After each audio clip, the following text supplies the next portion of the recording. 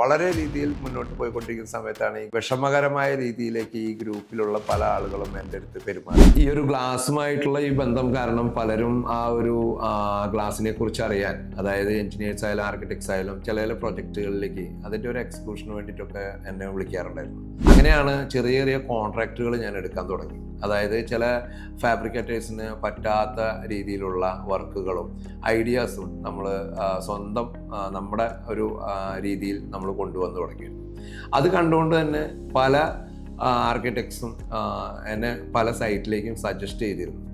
അങ്ങനെ കേരളത്തിൽ സത്യം പറഞ്ഞ എല്ലാ ഡിസ്ട്രിക്റ്റിലും വളരെയധികം കണക്ഷൻസ് എൻജിനീയേഴ്സും ആർക്കിടെക്ട്സും കോൺട്രാക്ടേഴ്സും പല പല മേഖലകളിൽപ്പെട്ട ആൾക്കാരായിട്ടും എനിക്ക് കണക്ട് ചെയ്യാൻ സാധിച്ചിട്ടുണ്ട്. അങ്ങനെ പോകുന്ന പല സമയത്തും ഞാൻ ചിന്തിച്ചിട്ടുണ്ടായിരുന്നു, എന്തുകൊണ്ട് ഒരു ഓൺ കോൺട്രാക്ടിങ് കമ്പനി ഉണ്ടാക്കിക്കൂടാ. അതിൻ്റെ ഒരു ഇതായിട്ടാണ് അമയടെക് എന്ന് പറയുന്ന എൻ്റെ ഒരു സ്ഥാപനം സിംഗിളായിട്ട് ഞാൻ പ്രൊപ്രൈറ്റർഷിപ്പിൽ ഞാൻ അന്ന് ആരംഭിച്ചു. അങ്ങനെ ഒരുപാട് പ്രൊജക്റ്റുകൾ നമ്മൾ ആ സമയത്ത് ഗ്ലാസും അതിനോടനുബന്ധിച്ചുള്ള വർക്കുകളും നമ്മൾ മുന്നോട്ട് പോയിക്കൊണ്ടിരിക്കുകയായിരുന്നു. ആ സമയത്താണ് നമുക്ക് കേരളത്തിൽ 2018 പ്രളയവും അതോടെ തന്നെ ലോകത്തിലെ എല്ലാ ഇതിലും വ്യാപിച്ച കൊറോണയും 2020 വന്ന് ശരിക്കും പറഞ്ഞാൽ നമ്മുടെ ബിസിനസ് വളരെയധികം ഡൗൺ ആയ ഒരു ടൈമായിരുന്നു. ആ സമയത്ത് നമുക്ക് ഡൗൺ ആയി എന്ന് വിചാരിച്ച വർക്കുകൾ കുറച്ചധികം നമുക്ക് കയറി വരികയും പല ഡിസ്ട്രിക്റ്റുകളിലും പോയി ഞങ്ങൾ വർക്കുകൾ കംപ്ലീറ്റ് ചെയ്തിട്ടുണ്ട്.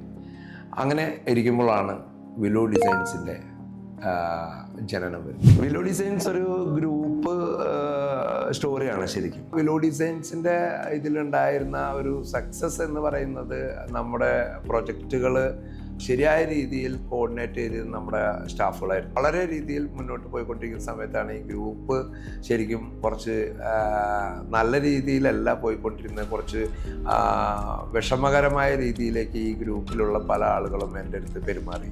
അങ്ങനെ അതൊരു ചെറിയ മാനസികമായിട്ടൊരു ഡൗൺ ഇതിലേക്കും അത് വർക്കിനെ ബാധിക്കുകയും അങ്ങനെ കുറച്ച് വളരെ ബിസിനസ് ഇത്തിരി ഡൗൺ ആവുകയും ചെയ്യുന്ന ഒരു സമയമുണ്ടായി.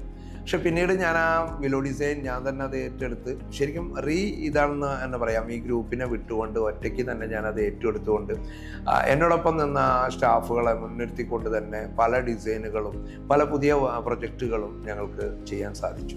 പിന്നീട് അങ്ങോട്ട് വിലോ ഡിസൈൻസിൻ്റെ ഒരു നല്ല രീതിയിലുള്ള മുന്നേറ്റമായിരുന്നു. ഇന്ന് ഇവിടെ അറിയപ്പെടുന്ന പല ഗ്രൂപ്പിൻ്റെയും പല ബിൽഡിങ്ങുകളും ഹോട്ടലുകളും ഹോസ്പിറ്റലുകളും അതുപോലെ തന്നെ നമ്മുടെ ഗവൺമെൻറ് ഇപ്പോൾ കൊല്ലം റെയിൽവേ സ്റ്റേഷൻ അതുപോലെ തന്നെ ഇവിടുത്തെ എ ക്ലാസ് എഞ്ചിനീയേഴ്സിൻ്റെ ഒപ്പം നിന്നുകൊണ്ട് തന്നെ നമുക്ക് ഈ ഫസാഡ് രംഗത്തും അതുപോലെ തന്നെ ഇൻറ്റീരിയർ രംഗത്തും എനിക്ക് മുന്നോട്ട് പോകാൻ സാധിച്ചിട്ടുണ്ട്.